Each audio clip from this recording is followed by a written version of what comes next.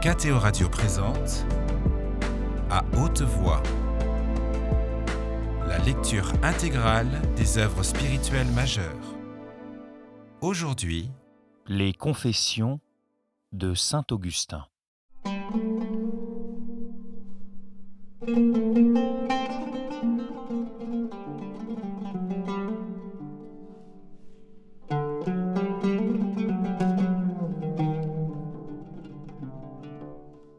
Chapitre 7. Dieu a créé la matière de rien. Et, en tout cas, d'où tirerait-elle son existence, sinon de vous, par qui sont toutes choses en tant qu'elles sont? Mais moins une chose vous ressemble, plus elle est loin de vous. Il ne s'agit pas d'éloignement dans l'espace. Donc c'est vous, Seigneur, vous qui ne changez pas selon les circonstances de nature et de manière d'être, mais qui restez le même, je dis bien le même Saint, Saint, Saint Seigneur Tout-Puissant, c'est vous qui, dans le principe, lequel vient de vous, dans votre sagesse, laquelle est née de votre substance, avez fait quelque chose de rien. Vous avez créé le ciel et la terre, cela non point avec votre substance, car votre création aurait été l'égale de votre Fils unique, et par suite de vous-même, et il n'eût pas été juste que ce qui ne procède pas de vous vous égalât. Mais en dehors de vous, il n'existait rien avec quoi vous eussiez pu les faire, ô Trinité une, unité trine. C'est pourquoi vous avez créé de rien le ciel et la terre, cette immensité et cette petite chose. Car vous êtes tout-puissant et bon, et vous ne pouviez créer les choses que bonnes, le grand ciel et la petite terre. Vous étiez et il n'y avait rien d'autre, et de ce rien, vous avez fait le ciel et la terre vos deux œuvres, l'une proche de vous, l'autre proche du néant, l'une au-dessus de quoi il n'y a que vous, l'autre au-dessous de quoi il n'y a rien.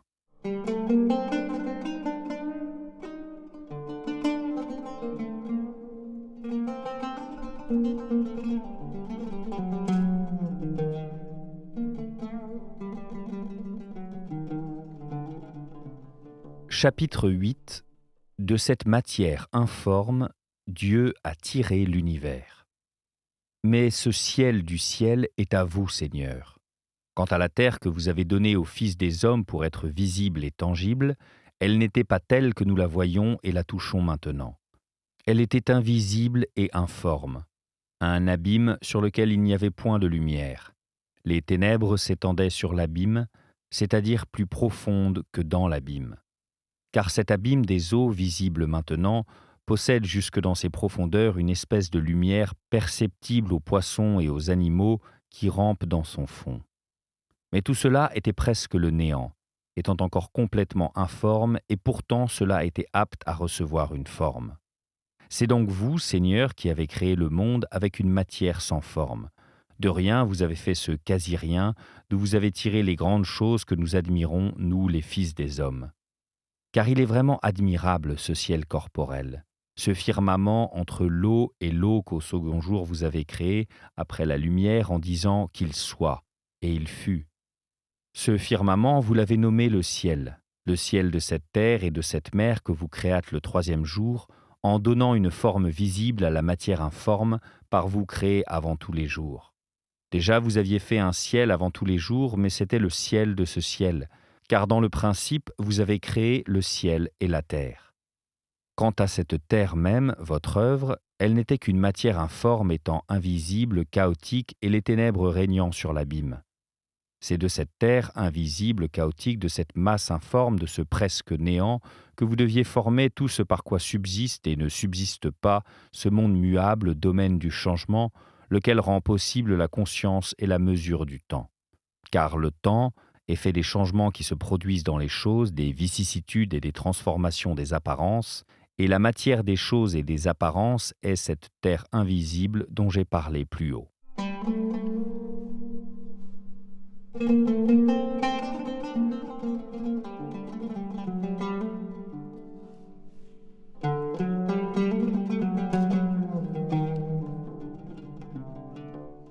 Chapitre 9. La création du ciel et de la terre furent étrangères au temps. C'est pourquoi l'Esprit qui a instruit votre serviteur, lorsqu'il rapporte que vous avez créé dans le principe le ciel et la terre, se tait sur les temps, garde le silence sur les jours. Car le ciel du ciel que vous avez fait au commencement est en quelque façon une créature intelligente qui, sans vous être coéternelle, ô Trinité, participe toutefois à votre éternité. La douceur délicieuse de vous contempler enchaîne sa mobilité et, attachée à vous sans défaillance depuis sa création, elle échappe aux vicissitudes fugaces du temps. Quant à cette masse informe, à cette terre invisible, à ce chaos, vous ne l'avez pas compris non plus au nombre des jours. Là où il n'y a point de forme ni d'ordre, rien n'arrive, rien ne s'écoule et par conséquent, il n'y a ni jour ni vicissitude dans la durée.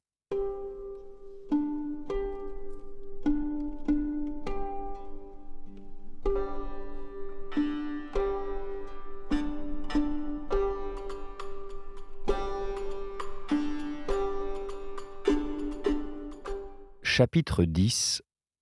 Prière au Dieu de vérité. Ô vérité, lumière de mon cœur, faites taire les ténèbres qui m'enveloppent. Je m'y suis laissé tomber et mon regard s'est obscurci. Mais du fond de ce gouffre, oui de ce gouffre, je vous ai ardemment aimé. Dans mes égarements, je me suis souvenu de vous, j'ai entendu votre voix qui, derrière moi, me disait de revenir, mais j'avais peine à l'entendre à cause du tumulte de mes passions inapaisées. Et maintenant, voici que brûlant, essoufflé, je reviens à votre source. Que personne ne m'en empêche, j'y boirai et aussi je vivrai.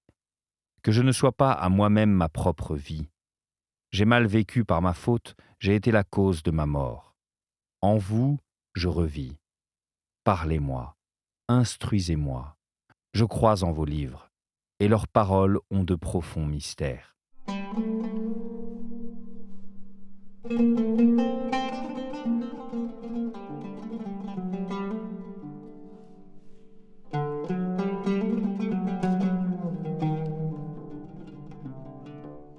Chapitre 11.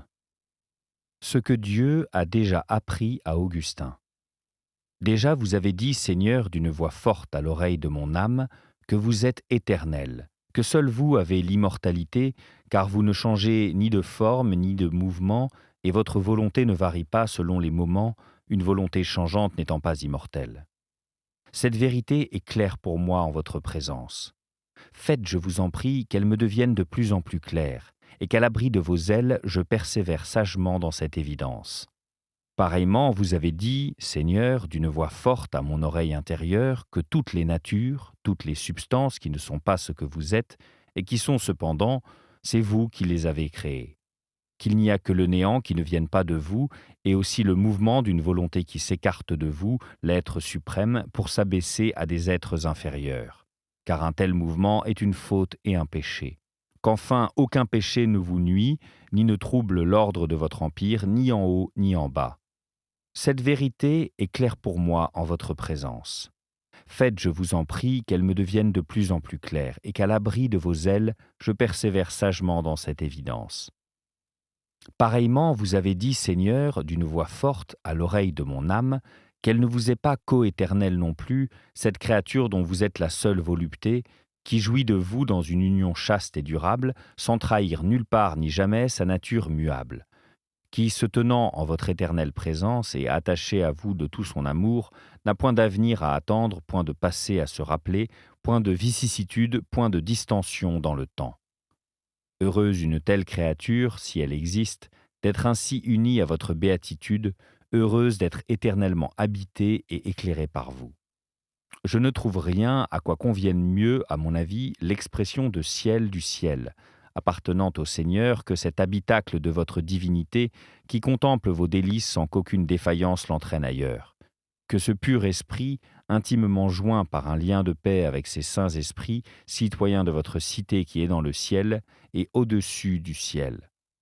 Que cela fasse comprendre à l'âme qui, dans son pèlerinage terrestre, s'est éloignée de vous, si elle a déjà soif de vous, si ses larmes sont devenues son pain lorsque chaque jour on lui dit « Où est ton Dieu ?», si elle ne vous demande, si elle ne désire que d'habiter dans votre demeure tous les jours de sa vie, et qu'est sa vie sinon vous ? Que sont vos jours sinon votre éternité, de même que vos années qui ne passent pas, puisque vous êtes toujours le même vous-même ? Que cela, dis-je, fasse comprendre à l'âme, si elle le peut, combien votre éternité transcende tous les temps, puisque votre habitacle, qui ne s'est pas éloigné de vous, quoique ne vous étant pas coéternel, ne subit en rien, grâce à son incessante et indéfectible union avec vous, les vicissitudes du temps. Cette vérité m'est claire en votre présence, faites, je vous en prie, qu'elle me devienne de plus en plus claire et qu'à l'abri de vos ailes, je persévère sagement dans cette évidence. Je vois bien je ne sais quelle matière informe dans ces changements des choses basses et infimes. Mais qui, sauf l'insensé dont l'esprit vagabond roule de chimère en chimère, au gré de ses fantasmes, qui, sauf celui-là, me prétendra que si toute forme était ôtée, abolie, et que seule demeura cette matière sans forme, grâce à laquelle les choses se muent et passent d'une forme à une autre, elle pourrait produire les vicissitudes du temps. Elle ne le pourrait absolument pas, car sans variété de mouvement, il n'y a pas de temps, et il n'y a pas de variété là où il n'y a pas de forme.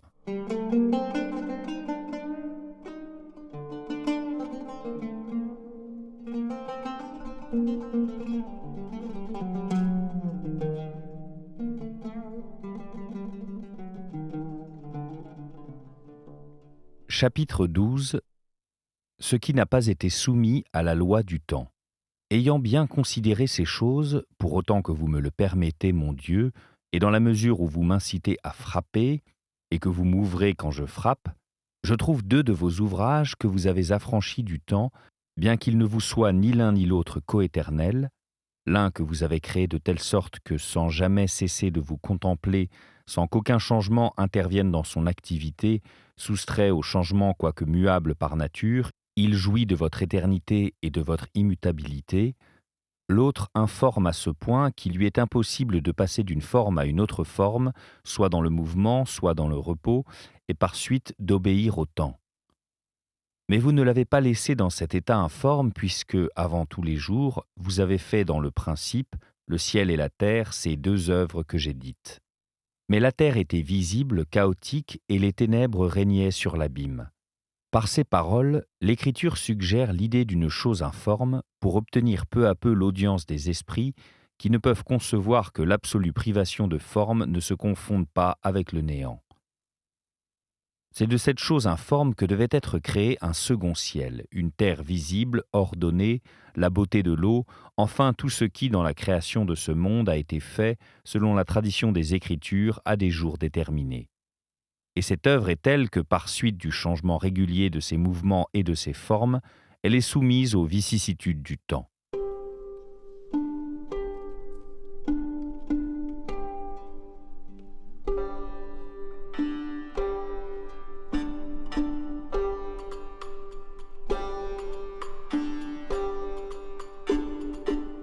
Chapitre 13. Ce qu'Augustin entend par le ciel et la terre de la Genèse. Lorsque j'entends, ô mon Dieu, ces paroles de votre écriture, dans le principe, Dieu créa le ciel et la terre était invisible, chaotique, et les ténèbres s'étendaient sur l'abîme, et que je ne trouve pas mention du jour où vous avez créé ces choses, je conclus de cette omission qu'il s'agit du ciel, du ciel intellectuel, où il est donné à l'intelligence de connaître simultanément et non partiellement, non en énigme, non comme un miroir, mais absolument, en pleine lumière, face à face, de connaître non pas tantôt ceci, tantôt cela, mais, je l'ai dit, simultanément, sans aucune vicissitude de temps. Je conclus qu'il s'agit aussi de la terre invisible, chaotique, étrangère aux vicissitudes du temps, qui amène tantôt ceci, tantôt cela, car là où il n'y a pas de forme, il ne peut y avoir de ceci ou de cela. C'est donc bien à propos de ces 2 choses, l'une d'une forme achevée dès le début, l'autre absolument informe, le ciel, j'entends le ciel du ciel, et la terre, j'entends la terre invisible et chaotique, c'est bien à propos d'elle que votre écriture dit, sans en mentionner le jour, dans le principe, Dieu créa le ciel et la terre.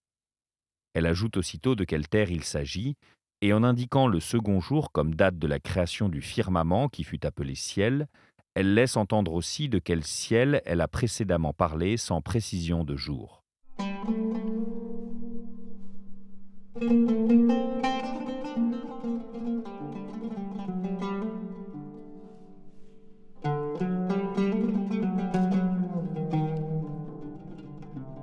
Chapitre 14. Profondeur des Écritures. L'admirable profondeur que montrent vos Écritures, sous leur surface qui nous flatte, comme on flatte de petits enfants, oui, l'admirable profondeur, mon Dieu, l'admirable profondeur.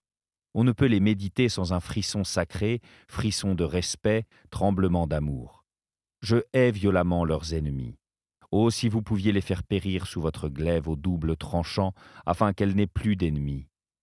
J'aimerais qu'ils meurent à eux-mêmes, afin de vivre pour vous. Mais voici d'autres gens qui ne critiquent pas, mais au contraire admirent le livre de la Genèse. Ce n'est pas cela, disent-ils, qu'a voulu par ses paroles faire entendre l'Esprit de Dieu qui les a inspirés à Moïse son serviteur. Non, ce n'est pas ce que tu dis qu'il a voulu faire entendre, mais autre chose, ce que nous disons nous. Voici, ô notre Dieu à tous, ce que je leur réponds, soyez notre arbitre.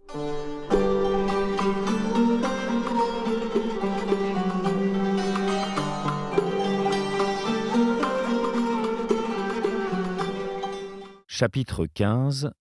Ce que ses adversaires lui accorderont. Déclarerez-vous faux ce que, d'une voix forte, la vérité a dit à l'oreille de mon âme sur la véritable éternité du Créateur, à savoir que sa substance ne varie pas dans le temps et que sa volonté se confond avec sa substance? D'où il suit qu'il ne veut pas tantôt ceci, tantôt cela, mais qu'il veut ce qu'il veut une fois pour toutes, simultanément et pour toujours. Volonté qui ne s'exerce pas par décisions successives, qui ne se propose pas tantôt tel but, tantôt tel autre, qui ne veut point ce qu'elle ne voulait pas, ni ne cesse de vouloir ce qu'elle voulait, car pareille volonté serait sujette au changement, et ce qui est sujet au changement n'est pas éternel. Or notre Dieu est éternel. Tiendrez-vous aussi pour fausses ces paroles murmurées par la vérité à l'oreille de mon âme, que l'attente des choses futures devient intuition quand elles sont présentes et que cette même intuition devient mémoire quand elles sont passées? Que toute pensée qui varie ainsi est sujette au changement et que rien de ce qui est sujet au changement n'est éternel? Or notre Dieu est éternel. Ces vérités, je les rassemble, je les réunis et je trouve que mon Dieu, le Dieu éternel, n'a pas créé le monde par quelque volonté nouvelle et que sa science n'admet rien qui soit transitoire. Que direz-vous donc, mes contradicteurs? Cela est-il faux?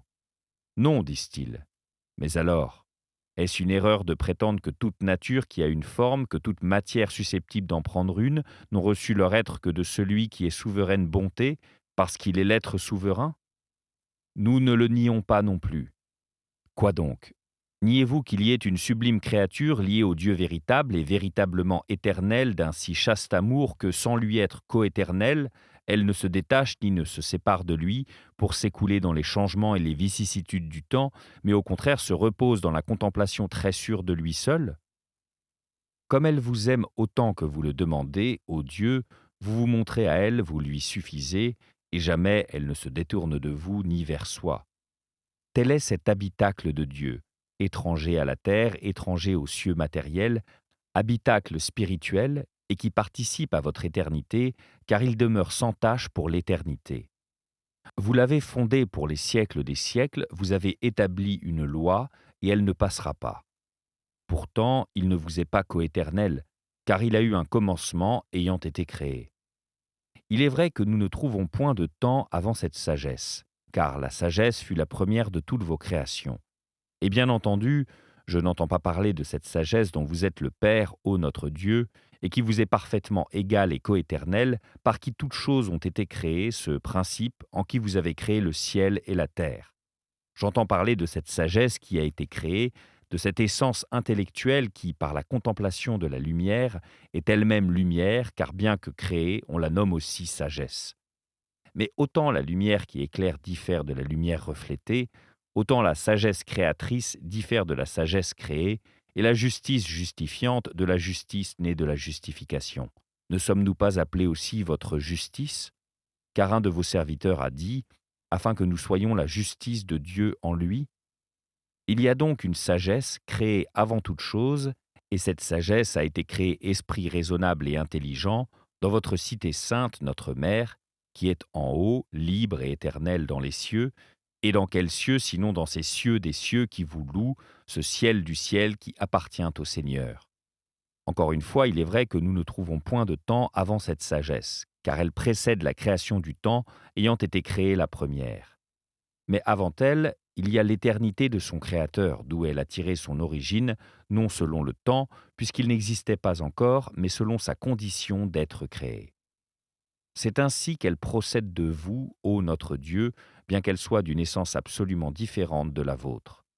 Sans doute nous ne trouvons aucun temps, non seulement avant elle, mais même en elle, car elle est capable de contempler toujours votre visage, sans jamais s'en détourner, et c'est pourquoi elle échappe aux changements et aux variations.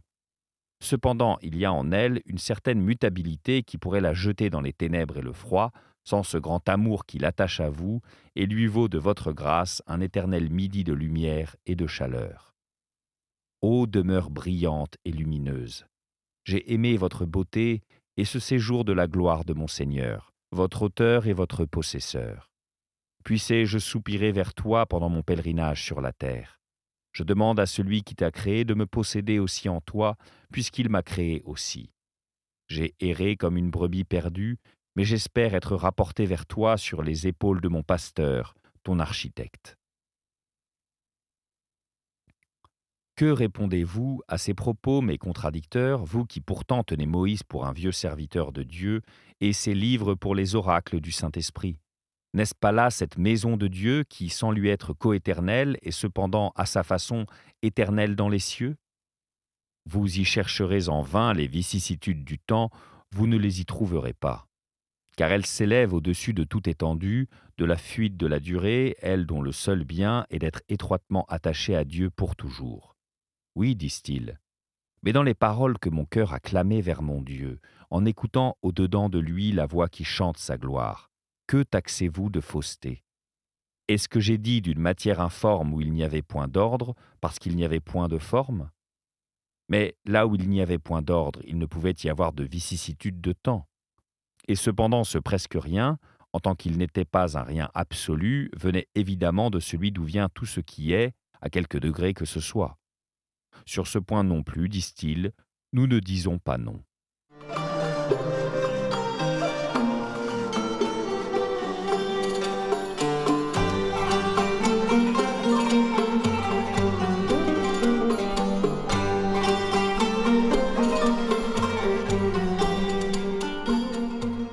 Chapitre 16. Ceux avec qui il refuse et ceux avec qui il accepte de discuter. Je ne veux discuter devant vous qu'avec ceux qui reconnaissent pour vrai tout ce que votre vérité a fait entendre à mon intelligence au-dedans de moi. Pour ceux qui le nient, qu'ils aboient tant qu'ils veulent au point de ne plus s'entendre eux-mêmes. Je tenterai de les persuader de se tenir en repos et de frayer à votre parole le chemin de leur cœur. S'ils ne le veulent pas et qu'ils me repoussent, je vous en conjure, mon Dieu, ne vous taisez pas, ne vous écartez pas de moi. Parlez avec véracité dans mon cœur, vous seuls parlez ainsi. Et que je les laisse dehors souffler sur la poussière et s'en remplir les yeux, que je me retire en moi-même, que j'élève vers vous des chants d'amour, que je gémisse indiciblement durant mon pèlerinage terrestre, au souvenir de Jérusalem et le cœur bondissant vers elle.